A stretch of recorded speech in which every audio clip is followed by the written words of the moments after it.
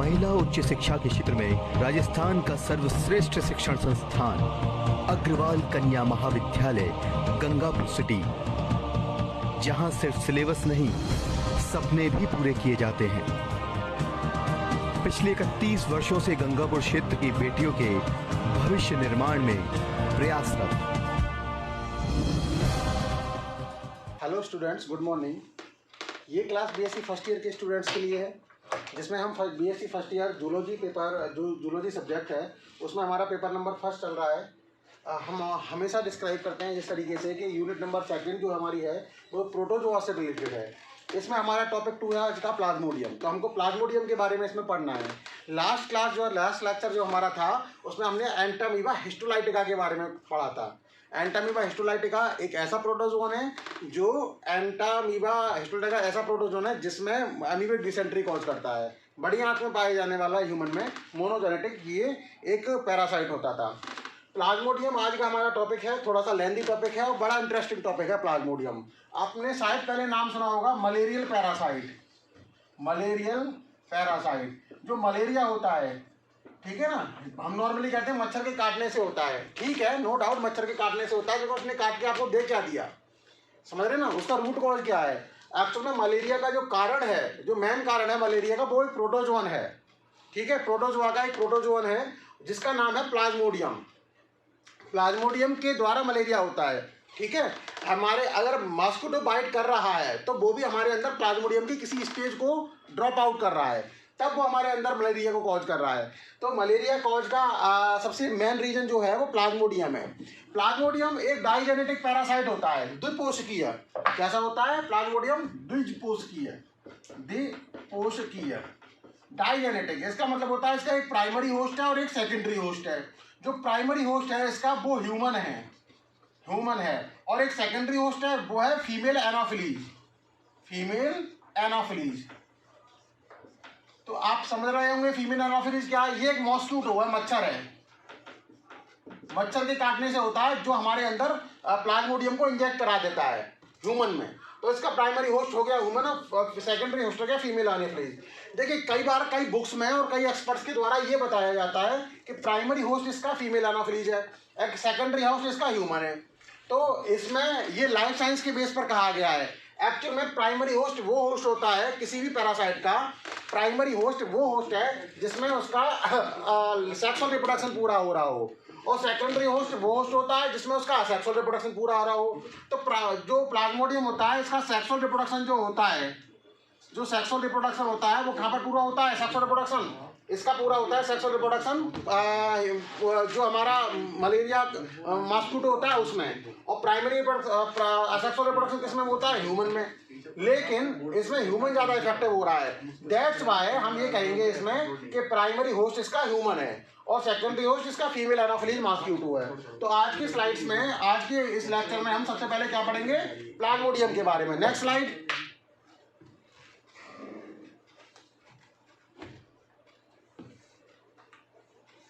देखिए लिखा हुआ है इसमें, प्लाज्मोडियम नाम के पैरासाइट से होने वाली बीमारी है मलेरिया। कौन सी बीमारी होती है? मलेरिया। यह मादा एनाफिलीज मच्छर के काटने से होता है। जो मादा एनाफिलीज मच्छर होती है उसके काटने से होता है, फीमेल एनाफिलीज। ठीक है, जो गंदे पानी में पनपते हैं ये मच्छर आमतौर पर सूर्यास्त के बाद काटते हैं। That means they are nocturnal in nature. Malaria के मच्छर रात में ही ज्यादातर काटते हैं। Next slide. मलेरिया में आमतौर पर एक दिन छोड़कर बुखार आता है। नॉर्मली हम कहते हैं ना कि बुखार आ रहा है, बार बार रिपीट हो रहा है, जैसे कि आज बुखार आया, फिर कल फिर उसी टाइम पर बुखार आ गया, फिर परसों फिर उसी टाइम पर बुखार आ गया। तो बार बार बुखार रिपीटेटिव जो हमारे अंदर फीवर जो होता है, उस वजह से हम मलेरिया के लक्षण हमें इसमें सबसे मेजर लक्षण माना जाता है। ठीक है, मलेरिया में आमतौर पर एक दिन छोड़कर बुखार आता है और मरीज को बुखार के साथ साथ ठंड यानी कि कपकपी यानी कि शिवरिंग आती है। इसके अलावा इस बीमारी के कई दूसरे लक्षण भी हैं। अचानक ठंड के साथ तेज बुखार और फिर गर्मी के साथ तेज बुखार होना, पसीने के साथ बुखार कम होना और कमजोरी महसूस होना, 1 या 2 दिन बाद बुखार आते रहना। तो ये मलेरिया के लक्षण होते हैं जो कॉमनली हम लोग देखते भी हैं कि बार बार हम कहते हैं बार बार रिपीटेड बुखार आ रहा है, तो कहीं मलेरिया तो नहीं है। समझ रहे हैं? तो मलेरिया का मुख्य कारण हमने क्या समझ पा रहे हैं हम? मलेरिया का मुख्य कारण होता है प्लाज्मोडियम, जो कि एक प्रोटोजोन पैरासाइट है और किसके द्वारा होता है, फीमेल एनोफिलीज मच्छर के काटने से होता है। तो प्लाज्मोडियम की लाइफ साइकिल को हमें पढ़ना है, प्लाज्मोडियम के बारे में पूरा पढ़ना है, ठीक है। कैसे एक फीमेल एनोफिलीज हम किसी भी ह्यूमन को बाइट करेगी, how they bite, how they inject the numerous sporozoite inside the human body, how they sporozoite complete its life cycle in human, then how they transfer to female anopheles again, ये सारा कुछ हमें पढ़ना है इसमें। Next slide. जब plasmodium parasite से संक्रमित मच्छर, भाई जरूरी थोड़ी है मच्छर ने काटा तो आपको मलेरिया हो ही गया, जरूरी थोड़ी है डॉग ने बाइट किया तो आपको रेबीज हो ही गया। अगर वो उसके अंदर पैरासाइट्स होंगे तभी तो होगा, अगर नहीं है तो नहीं होगा। लेकिन हम अपनी सुरक्षा मान के चलते हैं इस चीज़ से, किसी डॉग ने बाइट कर लिया तो हम एंटी रेबीज के इंजेक्शन लगवाते हैं। इसी प्रकार मच्छर ने काट लिया तो हमें मलेरिया हो ही गया, ऐसा कोई रूल नहीं है। जब मच्छर में इन्फेक्शन होगा तभी तो वो कॉज करेगा। जब प्लाज्मोडियम पैरासाइट से संक्रमित मच्छर एक सामान्य व्यक्ति को काटता है तो प्लाज्मोडियम व्यक्ति के खून में आ जाता है। तो क्या होता है, जब किसी मच्छर ने हमको काटा तो हमारे अंदर प्लाज्मोडियम की कोई स्टेज आ जाती है, वो हमारे अंदर छोड़ के जाता है, ठीक है ना। किसके माध्यम से छोड़ के जाता है, अपने सलाइवा के माध्यम से। क्योंकि देखिए आप ये समझ रहे हैं मच्छर ने काटा तो आप ये समझते हैं उसने हमारा खून सक कर लिया, हमारा ब्लड सक कर लिया। क्यों, सीधी सी बात है, मच्छर किस लिए काटता है, खून सक करने के लिए, ब्लड को चूसने के लिए। लेकिन बट वो पहले कुछ छोड़ता है हमारी बॉडी में, क्या छोड़ता है, अपनी लार छोड़ता है, सलाइवा छोड़ता है। उस सलाइवा के में अगर इन्फेक्शन है प्लाज्मोडियम का, पैरासाइट का, तो वो फिर हमारे अंदर पहले लार छोड़ेगा, उस लार के माध्यम से हमारे अंदर पैरासाइट इंजेक्ट करा देगा, देन फिर आफ्टर ब्लड को सक करेगा। तो ब्लड को सक करने की सेकंड स्टेज होती है, ठीक है। जब प्लाज्मोडियम पैरासाइट से संक्रमित मच्छर एक सामान्य व्यक्ति को काटता है तो प्लाज्मोडियम व्यक्ति के खून में आ जाता है। इतनी बात समझ में आई। और लिवर की कोशिकाओं में जाकर अपना जीवन चक्र, लाइफ साइकिल को शुरू कर देता है। भाई ब्लड में आ गया, ब्लड में सर्कुलेट कर रहा है, उसके बाद ये क्या करेगा, ये लिवर में चला जाएगा। ब्लड लिवर में क्यों चला जाएगा, ये लिवर में इसलिए जाएगा क्योंकि हमारे ब्लड में अगर घूमता रहेगा प्लाज्मोडियम तो हमारी बॉडी की जो भक्षण कोशिकाएं होती हैं, जो WBC होती हैं, वो उस पर अटैक करेंगी। इसलिए अपने आप को बचाने के लिए लिवर में छुप जाता है। पहले तो ब्लड में घूमेगा, 1-2 घंटे तक ब्लड में घूमता रहा, मच्छर ने काटा, प्लाज्मोडियम आपके ब्लड में घूमता रहा, थोड़ी देर बाद क्या करेगा, आपके लिवर में चला जाएगा और लिवर में सेटल डाउन हो जाएगा, फिर ब्लड में से गायब हो जाएगा। ऐसा इसलिए करता है क्योंकि इसको ये पता है कि अगर ये ब्लड में रहा तो WBC हमारी बॉडी की इस पर अटैक करेंगी, इसको मार देंगी। और फिर इसे अपने अगर मर गया प्लाज्मोडियम हमारी बॉडी के अंदर तो लाइफ साइकिल कैसी पूरी हुई। तो ठीक है, इतनी बात समझ में आई। हमारे प्लाज्मोडियम व्यक्ति के खून में आ जाता है और लिवर की कोशिकाओं में जाकर अपना जीवन चक्र शुरू कर देता है। इसके बाद यह खून की RBC, उसके बाद ये क्या करता है, RBC में एंटर करता है। कहाँ एंटर करेगा, RBC में, और अपना लाइफ साइकिल को पूरा करता है। भाई पहले तो हमारे ब्लड में आया, ब्लड में घूमा, फिर लिवर में पहुंचा, फिर RBC में चला गया। RBC हमारे ब्लड में क्या होती हैं, कोशिकाएं हैं, मतलब RBC red blood corpuscles होती हैं, इनके अंदर हीमोग्लोबिन भरा होता है, हीमोग्लोबिन हीमोजोन में कन्वर्ट होता है। तो बाद की लाइफ साइकिल में इसमें आपको दिखाया जाएगा। मलेरिया पैरासाइट यानी कि परजीवी जिसका हम कह रहे हैं कि 4 प्रकार होते हैं मुख्यतः। पहला होता है प्लाज्मोडियम वाइवेक्स, दूसरा होता है प्लाज्मोडियम मलेरी, तीसरा होता है प्लाज्मोडियम फैल्सीपेरम और चौथा होता है प्लाज्मोडियम ओवेल। ये 4 प्रकार होते हैं। कौन कौन से लिखे हुए, Plasmodium vivax, Plasmodium oval, Plasmodium malariae, P मतलब प्लाज्मोडियम मलेरी और प्लाज्मोडियम फैल्सीपेरम, ठीक है ना। ये थोड़ा सा खतरनाक होता है, वाइवेक्स नाम का सबसे ज्यादा होता है। तो इतनी बात हमें समझ में आई। सीधी सी बात, मलेरिया कैसे होता है, फीमेल एनाफिलीज मच्छर जो होगी वो हमको बाइट करेगी, तो बाइट करने के दौरान हमारे अंदर प्लाज्मोडियम के स्पोरोजोइट यानी प्लाज्मोडियम के पैरासाइट को छोड़ देगी। वो प्लाज्मोडियम के पैरासाइट हमारे बॉडी के अंदर 2 से 3 घंटे लगातार घूमते रहते हैं। उसके बाद वो WBC द्वारा भक्षण ना कर लिए जाएं, ना मार दिए जाएं, इसलिए वो हमारी लिवर कोशिकाओं में सेटल हो जाते हैं। लिवर कोशिकाओं में थोड़ी समय के लिए अपनी लाइफ साइकिल चलाएंगे, फिर लिवर कोशिकाओं को रप्चर करेंगे, फाड़ देंगे लिवर कोशिकाओं को, हमारा लिवर डैमेज होता है। आपको ये पता होगा इस बात को, जब हमारे मलेरिया होता है और मलेरिया अपनी सीवियर स्टेज पर बढ़ रहा होता है तो हमारा लिवर डैमेज होता जाता है उस समय। तो लिवर कोशिकाओं को फाड़ देंगे और लिवर कोशिकाएं फटेंगे तो लिवर डैमेज होगा ऑटोमेटिकली। उसके बाद ये WBC के अंदर, हमारे RBC के अंदर आ जाएंगे। RBC के अंदर आने के बाद RBC के अंदर अपनी लाइफ साइकिल चलाएंगे, फिर RBC को रप्चर करा देंगे, RBC को फाड़ देंगे। तो हमारे RBC भी अगर हमारी फट जाएंगी तो हमारे अंदर हीमोग्लोबिन का कंटेंट जो है जिस सेट पॉइंट पर है उससे नीचे आ जाएगा, तो हमें फिर भी प्रॉब्लम होगी। तो मलेरिया कई तरह की प्रॉब्लम कॉज करता है। तो सीधी सी बात, दोबारा कंक्लूजन में मैंने बताया आपको कि मलेरिया ने आपको फीमेल एनोफिलीज मास्कुलिन ने आपको बाइट किया, प्लाज्मोडियम आपके अंदर आया, सबसे पहले ब्लड में घूमा, उसके बाद लिवर में गया, उसके बाद RBC में गया, ठीक है। उसके बाद की लाइफ साइकिल हम फिर से देखते हैं। 4 प्रकार मैंने बताए थे, vivax, malariae, oval and falciparum. Next slide देखिए, ये इसका स्पोरोजोइट है, ठीक है। फीमेल एनाफिलीज जो मॉस्किटो होती है वो हमारे अंदर ये छोड़ती है, आप कहोगे सर ये क्या है, ये इसकी जो प्लाज्मोडियम होता है ना, प्लाज्मोडियम जो है जिसके बारे में बात कर रहे हैं, उसकी एक अवस्था है, उसकी क्या है, ये अवस्था है। इसको हम बोलते हैं स्पोरोजोइट, स्पोरोजोइट, स्पोरोजोइट, जॉइट, ज्वाइट या जोइट, क्योंकि उच्चारण है, इंग्लिश में बोलते हैं स्पोरोजैडोआइटी, स्पोरोजोइट, ठीक है ना, ये हम बोलते हैं। तो स्पोरोजोइट हम ये इंग्लिश में बोलते हैं। ये ऐसा होता है इस प्रकार से लंबा सा, ये फीमेल एनोफिली मॉस्किटो के लार ग्रंथियों में ये पड़ा रहता है। अगर उसकी लार ग्रंथियों में उस मॉस्किटो ने किसी ह्यूमन को काटा तो सबसे पहले हमारे अंदर इंजेक्ट हो जाता है ब्लड में। तो हम ये कहें कि हमारे मानव के लिए, ह्यूमन के लिए प्लाज्मोडियम की संक्रमित अवस्था कौन सी है, तो आपको सीधा सा कहना स्पोरोजोइट है। प्लाज्मोडियम की ऐसी कौन सी अवस्था है जो मानव के लिए संक्रमित है, तो क्या बोलना है, सीधे स्पोरोजोइट अवस्था मानव के लिए संक्रमित होती है। बहुत सारी अवस्थाओं के नाम दे देते हैं, मीरोजोइट, क्रिप्टोजोइट, स्पोरोजोइट, या फिर इनमें से कोई नहीं, तो आपको क्या लगा देना है, स्पोरोजोइट, ठीक है, संक्रमित अवस्था ही है। इसमें एक एपिकल कैप होता है, एपिकल कैप ये गया, एंजाइम्स भी होते हैं इसमें, माइक्रोट्यूबस भी हैं इसमें, कुछ सेल पेड ऑर्गेनेल्स भी हैं। भाई प्लाज्मोडियम का है, प्लाज्मोडियम एक प्रोटोजोआ है, तो इसमें न्यूक्लियस भी होता है।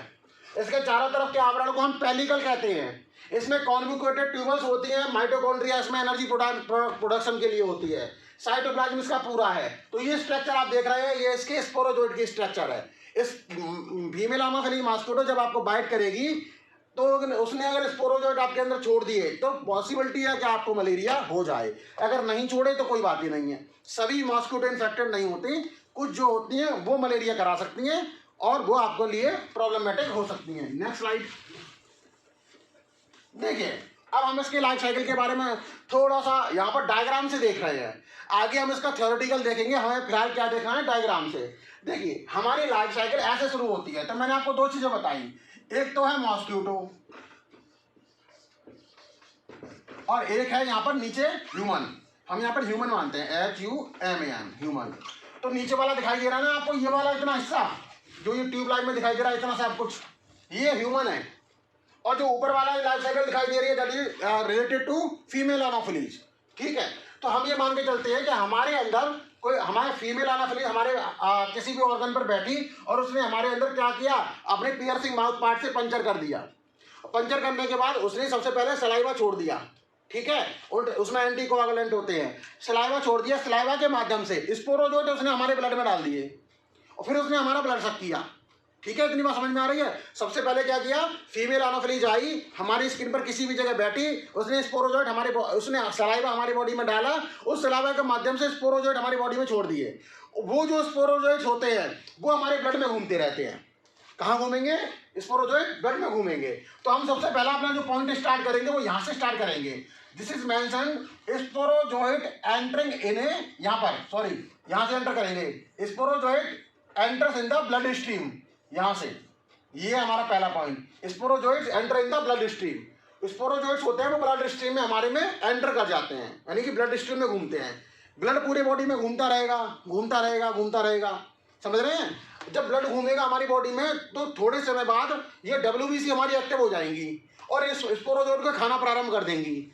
इस वजह से स्पोरोजोइट क्या करता है, 1 से 2 घंटे बाद हमारी लिवर सेल के अंदर चला जाता है, ठीक है, लिवर सेल के अंदर चला जाता है। तो लिवर सेल के अंदर पहुंच गया, लिवर सेल के अंदर पहुंचने के बाद स्पोरोजोइट जो लंबा सा था ना इस प्रकार से, उस स्पोरोजोइट ने अपनी आकृति चेंज कर ली और अपनी आकृति चेंज करने के बाद कैसा हो जाता है, गोल हो जाता है, गोल हो जाता है, बिल्कुल राउंडेड शेप में हो जाता है। अब इसको हम साइजॉइंट बोलते हैं।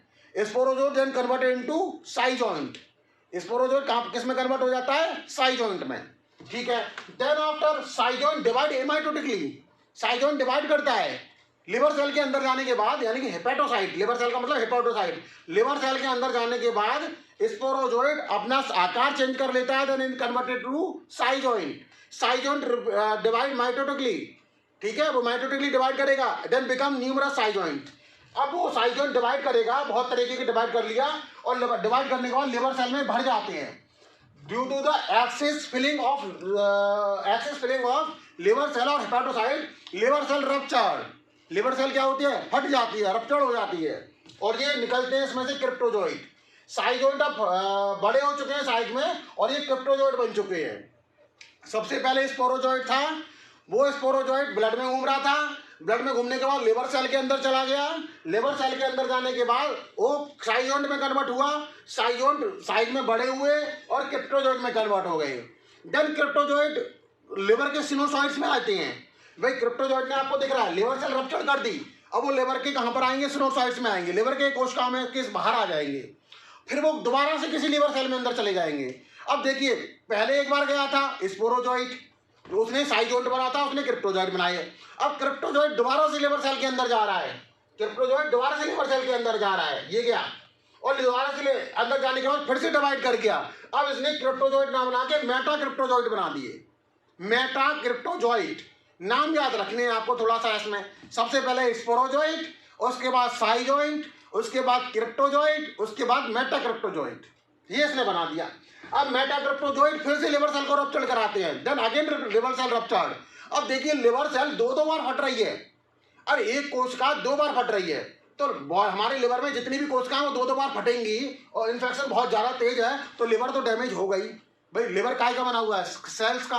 अगर आप इस कमरे की एक दीवार एक ईंट फोड़ दो, दूसरी ईंट फोड़ दो, तीसरी फोड़ दो, 100 ईंट फोड़ दो तो कमरा ही कहाँ रहा।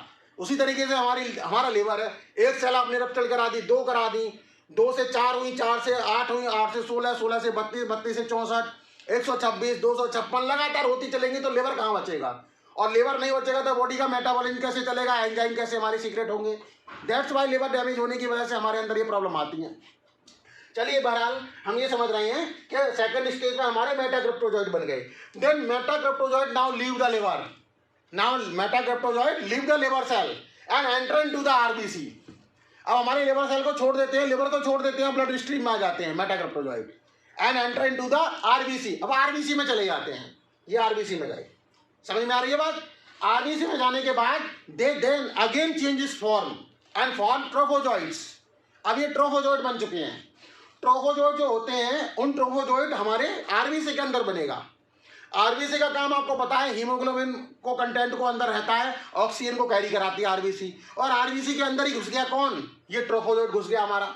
जब आरबीसी के अंदर घुस जाएगा तो फिर क्या होगा, आरबीसी में प्रॉब्लम आ जाएगी, आरबीसी अपना काम कर पाएगी, ठीक है। उसके बाद ये क्या करेगा, अपनी जो वैक्यूल होती है ना, वैक्यूल, भाई प्रोटोजोआ है तो उसके अंदर एक वैक्यूल होती है, यानी धानी होती है, उसमें ये पानी भर लेता है।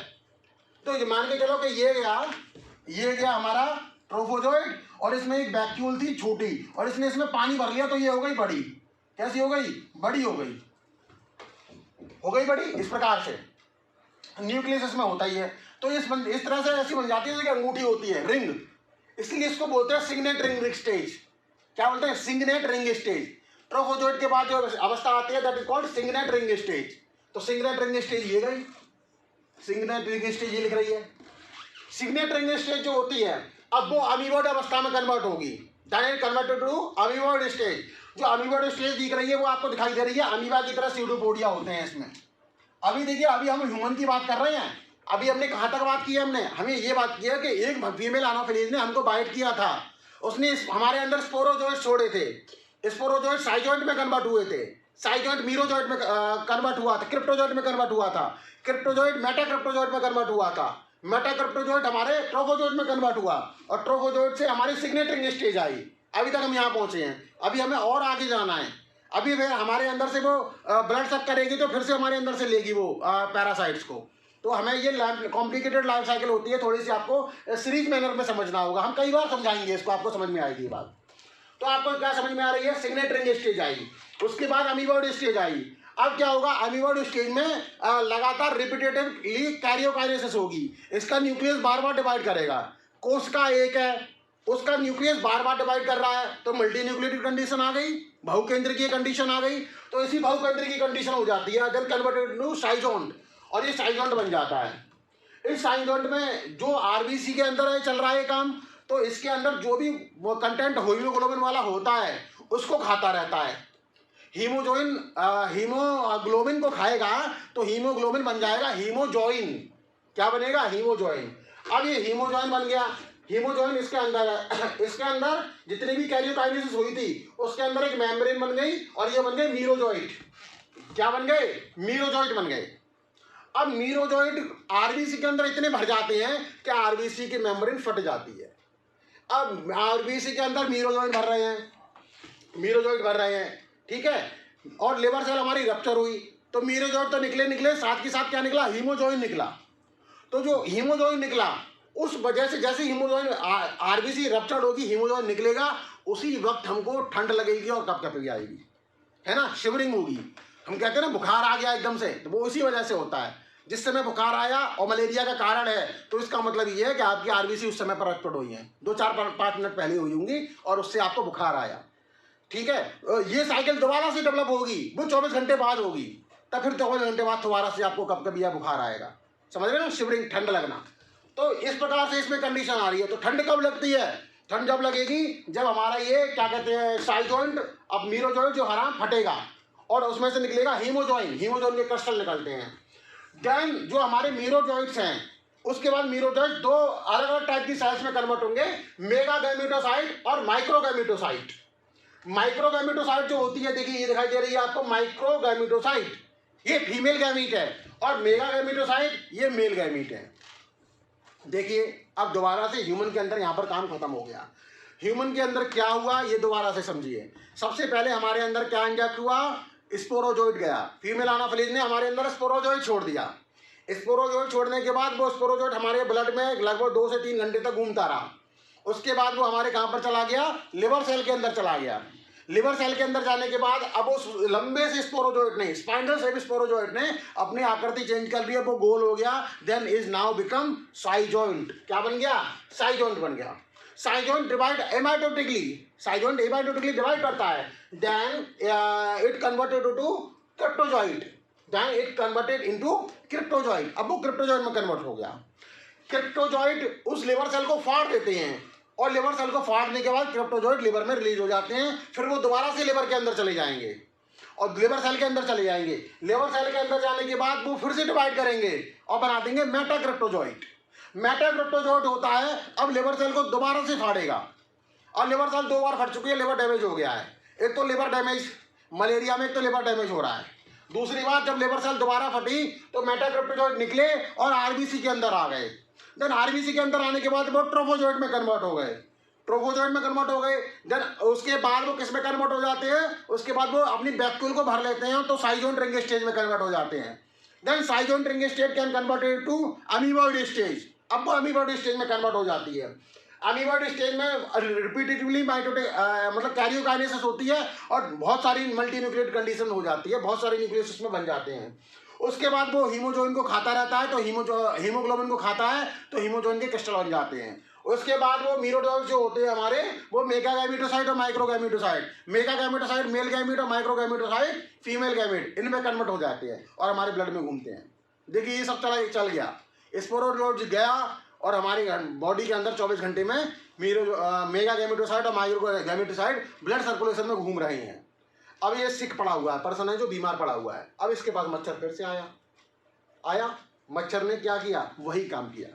मच्छर ने बाइट किया, बाइट करने पर अपने सलाइवा के अंदर हो सकता है कि और स्पोरोजोइट छोड़ दिए हों, लेकिन जब ब्लड सक करेगा तो ब्लड सक करने के माध्यम से आपके बॉडी के अंदर से वो मेगागैमेटोसाइट और माइक्रोगैमेटोसाइट दोनों ले लेगा, क्योंकि वो हमारे ब्लड में घूम रहे हैं। अब वो इन्फेक्ट हो गया, मच्छर ने हमको इन्फेक्ट किया, हमने मच्छर को कर दिया, बराबर बदला हमारा पूरा हुआ। वो मरेगा नहीं, लेकिन उससे मर जाए तो मर जाए नहीं, ह्यूमन में ज़्यादा प्रॉब्लम है, मच्छर मरे तो मरे, ह्यूमन ज़्यादा प्रॉब्लम कॉज करता है। चलिए अब हमें ये सब बात समझ में आई कि मेगागैमेटोसाइट और माइक्रोगैमेटोसाइट दोनों ही हमारे ब्लड में घूम रहे हैं। देन अब क्या होगा, अब कोई मॉस्किटो आया, उसने हमारे ब्लड को सक किया, तो उसके बॉडी के स्टमक जो होता है, उस स्टमक में क्या आ गए, मेगागैमेटोसाइट आ गया और माइक्रोगैमेटोसाइट आ गए, दोनों उसके ब्लड में घूम रहे हैं, मेगागैमेटोसाइट और माइक्रोगैमेटोसाइट। ठीक है, अब वो उसके कहाँ पर आएंगे, उसके एलिमेंट्री कैनाल में आ जाएंगे। अब आप ये मच्छर है, फॉर एग्जाम्पल ये मच्छर है आपका, ये मान के चले एक मॉस्किटो है, ये इसका माउथ है, ये इसका एब्डोमेन है मच्छर का, ठीक है, और ये थोरैक्स है, और ये इसका एब्डोमेन है, ठीक। तो ये इसका पियर्सिंग माउथ पार्ट हो गई, ये इसकी एलिमेंट्री कैनाल हो गई, ये इसका स्टमक हो गया, ये इसका स्टमक हो गया, ये इसकी इंटेस्टाइन हो गई, और ये निकल गई इंटेस्टाइन। इतनी बात समझ में आ रही है हमको, ठीक है। अब इसने जो हमारे अंदर से मेगागैमेटोसाइट और माइक्रोगैमेटोसाइट दोनों हमारे अंदर से ले लिए थे, मेगागैमेटोसाइट बड़ा वाला, माइक्रोगैमेटोसाइट छोटा वाला, ये क्या माइक्रोगैमेटोसाइट और मेगागैमेटोसाइट ये क्या, समझ रहे हैं ना। अब क्या होगा, इसकी स्टमक है, ये स्टमक है, स्टमक मतलब आमाशय, आमाशय। अब क्या होगा कि माइक्रोगैमेटोसाइट है, इसमें न्यूक्लियस डिवीजन होगा। न्यूक्लियस डिवीजन होने के बाद इसमें एक्स फ्लैजिलेशन हो जाएगा। इस प्रकार से एक्स फ्लैजिलेशन हो गया, ये गया, ये गया, ये गया, ये गया, ये सब एक्स फ्लैजिलेशन हो रहा है और सब में न्यूक्लियस है। इतनी बात समझ में आ रही है। तो ये माइक्रोगैमेटोसाइट है। मेगागैमेटोसाइट कहाँ है, ये गया मेगागैमेटोसाइट। इसमें मेगागैमेटोसाइट क्या करता है, इस तरह से कोन बनाता है और माइक्रोगैमेटोसाइट को अपने अंदर क्या कर लेता है, एब्जॉर्ब करा लेता है। तो यहाँ पर फर्टिलाइजेशन टेक्स प्लेस। यहाँ पर क्या होता है, फर्टिलाइजेशन हो जाता है। इस फर्टिलाइजेशन होने के बाद अब ये जो हमारा बनता है that is called ookinete, that is called ookinete. भाई फर्टिलाइजेशन के बाद ऊकाइनीट बोल दो या आप जाइगोट बोल दो, कुछ भी बोल दो, आपकी मर्जी। ठीक है, जाइगोट बन गया। अब जाइगोट क्या करेगा, ये जाइगोट बना, ये मान के चलें मेगागैमेटोसाइट और माइक्रोगैमेटोसाइट में फर्टिलाइजेशन हुआ और उसके बाद बना जाइगोट। और जाइगोट क्या हुआ, स्टमक की वॉल पर अटैच हो गया। जाइगोट स्टमक की वॉल पर अटैच हो गया और बना दिया इसने ऊसिस्ट। क्या बना दिया, ऊसिस्ट बना दिया। ऊसिस्ट के अंदर फिर से न्यूक्लियस डिवीजन होता है और साइटोप्लाज्मिक मास बन जाता है। और उसके बाद क्या होगी, स्पोरोगोनी स्टार्ट हो जाएगी और फॉर्मेशन ऑफ स्पोरोजोइट। इस ऊसिस्ट के अंदर क्या बनते हैं, स्पोरोजोइट बन जाते हैं, छोटे छोटे बहुत सारे। समझ रहे हैं ना, स्टमक वाल के ऊपर है, ये सब यहाँ पर चल रहा है, यहाँ पर चल रहा है। उसके बाद ये रप्चर्ड हो जाएगा, रप्चर्ड का मतलब फट जाएगा और छोटे छोटे स्पोरोजोइट निकल जाएंगे बाहर। इसके हिमोलिम्फ पे स्पोरोजोइट निकल जाते हैं। इसके बाद क्या होगा कि यहाँ पर इसकी सिलाब्री ग्लैंड लग रही है और स्पोरोजोइट यहाँ पर माइग्रेट करते करते करते करते इसकी सिलाब्री ग्लैंड में बैठ जाएंगे। आ गए स्पोरोजोइट, आ गए सिलाब्री ग्लैंड में। अब ये मॉस्किटो फिर से तैयार है किसी दूसरे ह्यूमन को बाइट करने के लिए। अगर इसने दूसरे ह्यूमन को बाइट किया तो स्पोरोजोइट उसकी बॉडी के अंदर चले जाएंगे। इतनी बात समझ में आई। स्पोरोजोइट उसकी बॉडी के अंदर गए तो फिर से वही लाइफ साइकिल चालू हो गई। हमने मॉस्किटो ने हमको दिया इन्फेक्शन, हमने मॉस्किटो को दिया इन्फेक्शन। तो इस तरीके से इसकी लाइफ साइकिल लगातार चलती जाती है। ठीक है, अब इसको हम एक शॉर्ट फॉर्म में दोबारा से समराइज कर लेते हैं। आगे की स्लाइड्स में इसकी थ्योरी लिखी हुई है। समय अवधि कम होने की वजह से हम इसकी थ्योरी पर फोकस नहीं कर रहे हैं, वो नेक्स्ट स्लाइड में नेक्स्ट क्लास में कर लेंगे। अभी हमको ये क्या देखना है, इसकी लाइफ साइकिल देखनी है। देखिए, इसको जरा बंद कीजिएगा सर, प्रोजेक्टर को। देखिए, सबसे पहले मॉस्किटो ने हमको बाइट किया। Mosquito bytes. Whenever a infected mosquito bite a human, it releases thousands of sporozoites inside the human body. These thousands of sporozoites migrated in the periphery blood system. हमारी blood system में migrate करते हैं। They circulate in the blood system. Then after circulation, 1 or 2 hours, they settle down into the liver cell. Why they are settled down in the liver cell? Because WBC can destroy them. That's why they settle down in the liver cell. After settle down in the liver cell, they convert into cyjoint. They converted into cyjoint and become rounded shape. Okay, schizont बनने के बाद वो क्या बनते हैं, cryptozoite में convert हो जाते हैं। साइजोइंट लिवर सेल को रप्चर कर देता है और क्रिप्टोजोइट में कन्वर्ट हो जाते हैं। क्रिप्टोजोइट दूसरी लिवर सेल को जाएंगे, वहाँ अपनी संख्या बढ़ाएंगे और उसको क्या करा देंगे, फिर से रप्चर करा देंगे, मेटाक्रिप्टोजोइट बन जाएंगे। मेटाक्रिप्टोजोइट फिर से लिवर सेल को रप्चर कराने के बाद हमारे ब्लड स्ट्रीम में जाएगा और आरबीसी के अंदर चला जाएगा और ट्रोफोजोइट बन जाएगा। ट्रोफोजोइट के बाद उसके अंदर ट्रोफोजोइट के अंदर वैक्यूल होती है, वैक्यूल में वाटर भरता है तो वो सिग्नेट रिंग स्टेज बन जाती है। सिग्नेट रिंग स्टेज बनने के बाद हमारी अमीबॉइड स्टेज बनेगी और अमीबॉइड स्टेज जो होगी हमारी आरबीसी के अंदर, वो क्या करेगी, वो आरबीसी के अंदर अमीबॉइड स्टेज हमारी हीमोग्लोबिन को खाएगी, हीमोजोइन बन जाएगा और यहाँ से हमारे क्या बन जाते हैं, ट्रोफोजोइट्स बन जाते हैं। ट्रोफोजोइट्स फिर हमारे कन्वर्ट हो जाएंगे मेगागैमेटोसाइट में, माइक्रोगैमेटोसाइट में। ये हमारे ब्लड में घूमेंगे। रात के समय मच्छर आया, आपको काटा, फिर से मेगागैमेटोसाइट माइक्रोगैमेटोसाइट कहाँ पर चले गए, उसके ब्लड में चले गए। ब्लड में जाने के, ब्लड में नहीं, इसके स्टमक में चले गए, मॉस्किटो के स्टमक में। मॉस्किटो के स्टमक में जाने के बाद मेगागैमेटोसाइट और माइक्रोगैमेटोसाइट में फ्यूजन होता है, दैट मीन्स फर्टिलाइजेशन होता है और ऊकाइनीट बन जाता है। ऊकाइनीट उसकी स्टमक वाल पर चिपक जाता है और स्पोरोगोनी करके स्पोरोजोइट्स बनाता है। ये स्पोरोजोइट्स उसके सिलाब्री ग्लैंड में पहुंचकर मैच्योर हो जाते हैं और मॉस्किटो अपना रेडी है दूसरे उसको इन्फेक्शन देने के लिए। तो this is all about the life cycle of Plasmodium. ये हमारी प्लाज्मोडियम के लाइफ साइकिल के बारे में था। इसकी थ्योरी और इसके नोट्स आपकी पीडीएफ फाइल के रूप में आपके जो ऑनलाइन पोर्टल अग्रवाल कन्या महाविद्यालय का, उस पर हम ड्रॉप कर देंगे। तो आज के लिए इतना ही। हमने प्लाज्मोडियम के लाइफ साइकिल को ठीक तरीके से देखा। Thank you.